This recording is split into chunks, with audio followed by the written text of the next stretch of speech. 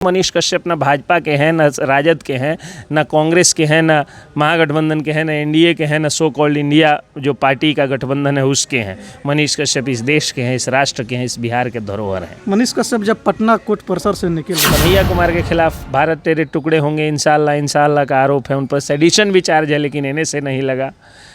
इस देश में एक से एक, राज ठाकरे को देखिए, अब दो राज्यों में उससे ज़्यादा संघर्ष क्या होगा। कितने बिहारियों की हत्या हो गई, कितने बिहारी मारे गए, पीटे गए। तो राज ठाकरे को देख लीजिए, जो आपको जो यहाँ गुजरात में हुआ, वहाँ भी कहीं ना कहीं कोई ना कोई नेता और कोई ना कोई पोस्टर बॉय होता है, हर दंगे का या हर झगड़े का, लफड़े का जो है एक पोस्टर बॉय होता है। तो बहुत सारे लोग होते हैं। बात आपने सही कहा, कई सारे सिंगर्स हैं जो कभी बबुआन पर गीत गाते हैं, कभी अहिरान पर गीत गाते हैं, कभी भूमिहार पर, कभी ब्राह्मण पर, कभी किस पासवान पर, किसी जाति पर गीत गाते रहते हैं। उन पर इन्हें से नहीं लगता है। हिंदुस्तान में एक चर्चा काफ़ी जोरों शोरों से हो रही है सीमा हैदर को लेकर के। तो सीमा हैदर 3 देशों की सीमा लांघ करके हिंदुस्तान में प्रवेश की है, उनके ऊपर रहने से नहीं लगा। और मनीष कश्यप के ऊपर, जो कि एक भारतीय सेना के जवान के पुत्र हैं, उनके पिताजी भारतीय सेना में कार्यरत हैं, मनीष कश्यप के ऊपर एने से लगा। हालांकि बिहार में भी देखा जाता है कि कभी जातिवाद पर, कभी समुदाय पर, कभी धर्म पर सिंगर लोग गाना गाते हैं, गाना गा करके समाज में विद्रोह पैदा करते हैं। तो ऐसे लोगों पर एने से नहीं लगता है, और मनीष कश्यप जैसे पत्रकार पर एने से लगना, इसके बारे में क्या कहिए? उतना ही नहीं, वैसे साहब जब बोलते हैं कि 15 मिनट हमको टाइम दे दो तो मैं बता दूंगा यहाँ के हिंदू समाज को कि हाँ मैं किस तरह का आदमी हूँ, क्या है, मतलब मैं पूरी बात को नहीं बोल सकता हूँ, तो उनके खिलाफ एने से नहीं लगता है। कन्हैया कुमार के खिलाफ भारत तेरे टुकड़े होंगे इंशाल्लाह इंशाल्लाह का आरोप है, उन पर सेडिशन भी चार्ज है, लेकिन इन्हें से नहीं लगा। इस देश में एक से एक, राज ठाकरे को देखिए, अब दो राज्यों में उससे ज़्यादा संघर्ष क्या होगा। कितने बिहारियों की हत्या हो गई, कितने बिहारी मारे गए, पीटे गए। तो राज ठाकरे को देख लीजिए, जो आपको जो यहाँ गुजरात में हुआ, वहाँ भी कहीं ना कहीं कोई ना कोई नेता और कोई ना कोई पोस्टर बॉय होता है, हर दंगे का या हर झगड़े का, लफड़े का जो है एक पोस्टर बॉय होता है। तो बहुत सारे लोग होते हैं। बात आपने सही कहा, कई सारे सिंगर्स हैं जो कभी बबुआन पर गीत गाते हैं, कभी अहिरान पर गीत गाते हैं, कभी भूमिहार पर, कभी ब्राह्मण पर, कभी किस पासवान पर, किसी जाति पर गीत गाते रहते हैं। उन पर इन्हें से नहीं लगता है। मनीष कश्यप पर लग गया, क्योंकि शुरू दिनों से मैं कह रहा हूँ कि ये बायस्ड केस है।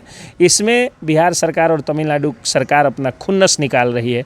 ये पूरी लड़ाई मनीष कश्यप वर्सेस बिहार सरकार एंड तमिलनाडु गवर्नमेंट हो चुकी है। एक तरफ अकेले मनीष कश्यप, एक तरफ पूरी बिहार सरकार की मशीनरी और पूरी तमिलनाडु सरकार की मशीनरी, सभी लोग एक तरफ हैं और अकेले लड़ाई मनीष कश्यप की है। लेकिन बिहार की जनता को मैं साधुवाद देना चाहता हूं कि बिहार की जनता ने इस लड़ाई को सरकार बनाम मनीष कश्यप नहीं बना करके, बल्कि सरकार बनाम बिहार बना दिया। एक तरफ पूरा बिहार और एक तरफ बिहार की सरकार। मनीष कश्यप जब बेतिया आए पंकज जी, तो मनीष कश्यप को एक झलक पाने के लिए, मनीष के दीदार के लिए हजारों हजार की संख्या में भीड़ उमड़ी हुई थी। पुलिस अधीक्षक कार्यालय से लेकर के बेतिया कोर्ट परिसर तक, वहाँ से जब पटना लेकर के बिहार पुलिस, तमिलनाडु पुलिस गई, तो बेतिया की भीड़ पटना तक पहुँच गई। और मनीष कश्यप की गाड़ी जिस रास्ते से गुजर रही थी, हर रास्तों में उनके गाड़ी को रोका जा रहा था, उनके काफिलों को रोका जा रहा था, फूल की बारिश की जा रही थी। तो ये क्या दर्शाता है? ये दर्शाता है कि जिसको आप राष्ट्र की सुरक्षा के लिए ख़तरा मानते हैं, पूरा राष्ट्र उसको पूजता है, बिहार उसको पूजता है, पूरा देश उसको पूजता है। और उसकी पूजा हर जगह होती है, जहाँ भी लोग हिंदी, भोजपुरी इत्यादि भाषाओं को समझने वाले लोग हैं, वहाँ मनीष कश्यप को पूजा जाता है। पूरे देश में मनीष कश्यप की गिरफ्तारी के खिलाफ आंदोलन हुए और पूरा देश उनको प्यार करता है। ये दर्शाता है कि जो बिहार की सरकार और जो तेजस्वी यादव और नीतीश कुमार की सरकार कहती है, बिहार की जनता उसके ठीक उल्टा सोचती है। अब केस का टाइम हो गया। चलिए, अब भी चर्चा कर रहे हैं, बिहार सरकार तेजस्वी यादव की चर्चा कर रहे हैं। बेतिया में जिस केस में उनकी पेशी हुई थी, वह केस बीजेपी के चनपटिया का स्थानीय विधायक के द्वारा किया हुआ केस। देखिए, ये बात तो ये क्या है? ये यही है कि जो लोग कहते हैं कि मनीष कश्यप चड्डी छाप पत्रकार है, जो लोग कहते हैं कि मनीष कश्यप भाजपा के इशारों पर काम करने वाले पत्रकार हैं, और जो लोग कहते हैं कि मनीष कश्यप आरजेडी के खिलाफ बोलने वाले पत्रकार हैं, उन मूर्खों को, उन जड़बुद्धियों को देखना चाहिए कि पहली लड़ाई और केस मुकदमे की लड़ाई और भारी धारा के साथ लड़ाई तो बीजेपी के विधायक के साथ, तो कहाँ से कह सकते हैं आप? परेशान बीजेपी विधायक के केस में हो रहे हैं मनीष कश्यप। बिल्कुल, तो इसका मतलब है कि मनीष कश्यप किसी पार्टी के, किसी जाति के नहीं। और जिम्मेवारी जो है वो इसका आरोप जो है तेजस्वी के माथे पर थोपा जा रहा है। चूंकि पहले से केसेस थे, 2020 का ये केस है और 20 में नीतीश कुमार की सरकार बनती है और नीतीश कुमार की 2 साल सरकार चलती है और 9 अगस्त 2022 को तेजस्वी यादव जब डिप्टी सीएम बनते हैं तब ये मनीष कश्यप की दुर्गति शुरू होती है, इसलिए उनके मत्थे पे गढ़ा जाता है। लेकिन ये चीज़ तो साबित होती है ना कि मनीष कश्यप ना भाजपा के हैं, ना राजद के हैं, ना कांग्रेस के हैं, ना महागठबंधन के हैं, ना एनडीए के हैं, ना सो कॉल्ड इंडिया जो पार्टी का गठबंधन है उसके हैं। मनीष कश्यप इस देश के हैं, इस राष्ट्र के हैं, इस बिहार के धरोहर हैं। मनीष कश्यप जब पटना कोर्ट परिसर से निकले, कोर्ट की फैसला सुन करके भावुक हो गए थे, उनके आंखों में आंसू देखने को मिल रहे, खुशी के आंसू थे। कोई भी बेटा अगर बिहार का लाल, अगर बिहार का सन ऑफ बिहार जो अपने को कहता हो, बिहार की मिट्टी से एक माँ को, एक छोटे बच्चे को उसके माँ के गोद से इतना दूर रखिएगा तो जाहिर सी बात है कि जब वो अपने माँ के गोद से लिपटेगा तो उसके आंखों से आंसू आएगा।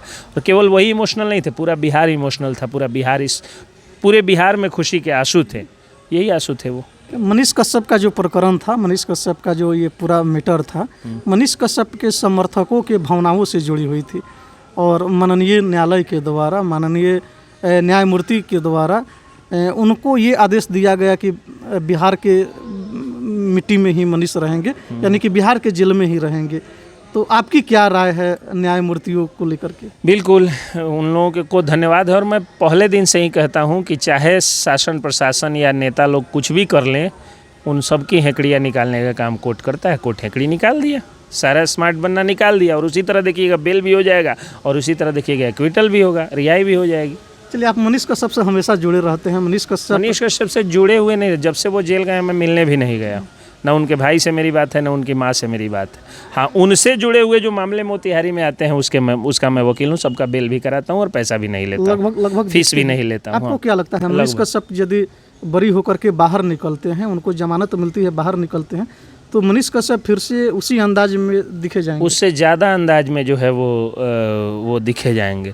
सोना सज्जन साधुजन टूटे जुटे 100 बार, दुर्जन कुम्हार के एके धके दरार। यानी सोना हो, सज्जन हो या साधुजन हो, वो जितनी बार टूटता है उतनी बार जुट सकता है और बहुत मजबूती से जुटता है।